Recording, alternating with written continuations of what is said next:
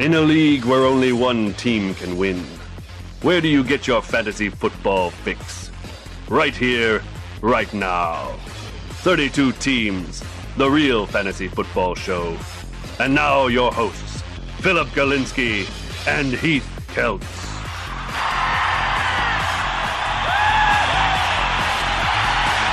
Nice. I gotta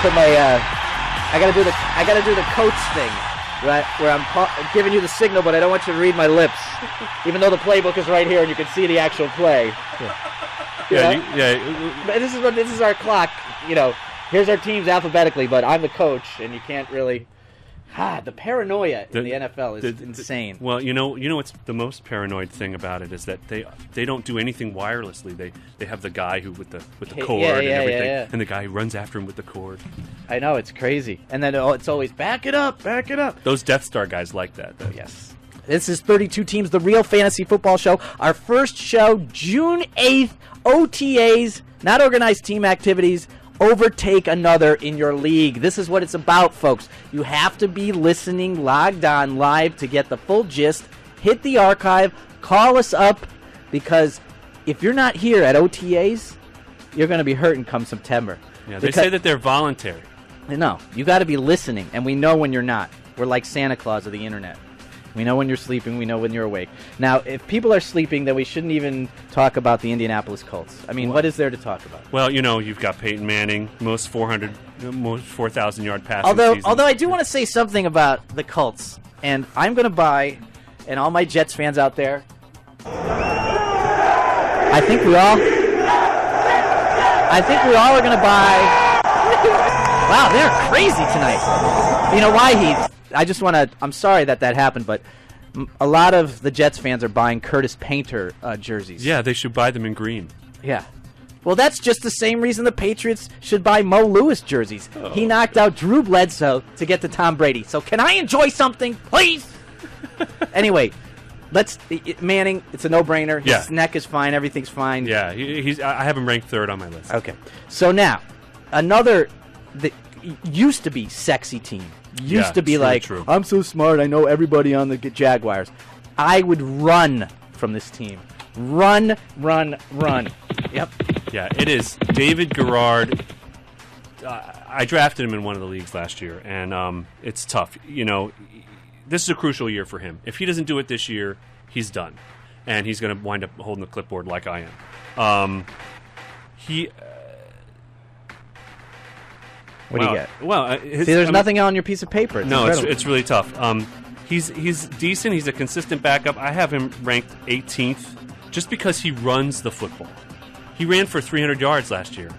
And scored some rushing touchdowns, 5 of them. That's be the only reason I would get him. My God. All right, now if anybody is thinking of any Kansas City Chief, I swear to God. Yeah, what's the matter with you? Wait, why? Last year I did it, like a knucklehead. I got Matt Castle. And what round did you draft? I don't even want to talk about it. And you know what? Thomas Jones is on that team, okay? But here's the thing about Thomas Jones that no one realizes. Once he's on a team for like 2 or 3 years, he's a really good running back. But when he gets there the first year, everybody's like he's a bust, like when he was with Arizona. Yeah. You got to give him a little time to read and run. And the only guy they got is Bo. Riddick Bowe is a great. What's his name? Dwayne Bowe. Dwayne Bowe. Well, and that's one of the reasons that I kind of don't like Castle this year, because Dwayne Bowe is kind of on the outs in that organization. It's kind of like, this is your last chance to be like a number one guy. Because he doesn't have the social skills to keep it together. Because he likes to party, which is it's fine. He's got Chris Chambers to throw the football to, but it's Chris Chambers. And wasn't he in Tecmo Bowl, Chris Chambers? He was in Tecmo Bowl. He's 112. And NFL 95 or something. But they have this kid, this rookie, Dexter McCluster, okay? And here's a guy we're going to look at in the preseason as a possible maybe savior for this football team offensively. Okay. And I trust their coach offensively. So I don't think Matt Castle's going to have as bad a year as he had last year, but I don't think he's going to have that great of a year. Right. So, and Jamal Charles is not going to surprise anybody at all. So he doesn't have any kind of protection.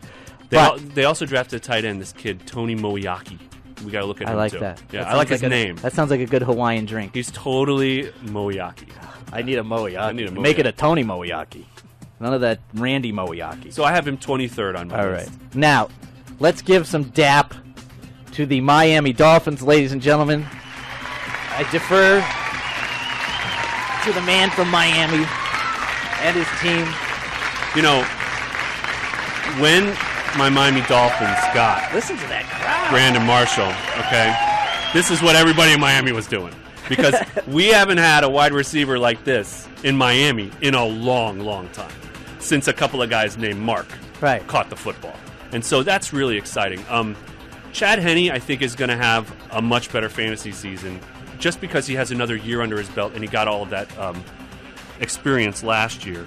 An interesting playoff schedule for the fantasy playoffs at the Jets, hosting Buffalo and Detroit. Makes Chad Henne an interesting pick for your fantasy playoffs, ladies and gentlemen. More of a dynasty prospect as a quarterback number 2, but he could jump up dramatically. I have him 20 on my thing. I'm projecting 3,400 yards for him, 21 touchdowns, and 16 interceptions. I would go as high projecting. I would go as high as 17. I would put him up with the Matt Stafford. Okay. I would put him in that same round. Okay. I want to go quickly through the Vikings because I just see a train wreck happening here.